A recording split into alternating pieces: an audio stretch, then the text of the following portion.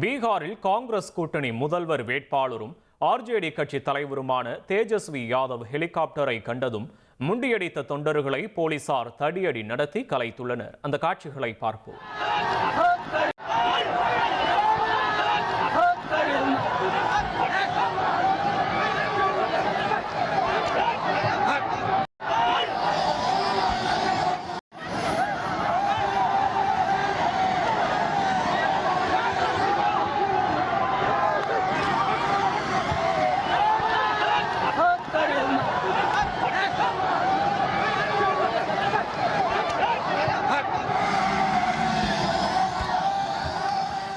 விவரங்களோடு இணைகிறார் செய்தியாளர் ரமேஷ்குமார். ரமேஷ், வணக்கம். விவரங்களை பதிவு பண்ணலாம். நீங்க பீகார் சட்டப்பேரவைக்கு முதற்கட்ட தேர்தல் நிறைவடைந்துள்ள நிலையில் 11ஆம் தேதி 2ஆம் கட்ட வாக்குப்பதிவு நடைபெற உள்ளது.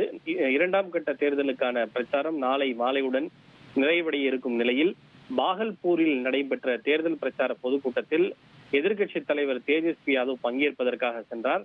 பாகல்பூர் நௌகாஜா எனும் பகுதியில் அவருடைய ஹெலிகாப்டர் சென்று இறங்கிய போது இதனை கண்ட அவரது கட்சியினுடைய தொண்டர்கள் ஏராளமானவர்கள் ஹெலிகாப்டரை நோக்கி ஓடத் தொடங்கினர். அவருக்கு கட்சியினுடைய தொண்டர்கள் அங்கிருந்த காவல்துறையின் தடுப்புகளையும் உடைத்து எறிந்துவிட்டு ஹெலிகாப்டர் நோக்கி முன்னேற தொடங்கியதால் அந்த பகுதியில் பரபரப்பு ஏற்பட்டது. இதனை தொடர்ந்து காவல்துறையினர் அவர்களின் மீது தடியடி நடத்தி முண்டியடித்த கூட்டத்தை கலைத்தனர்.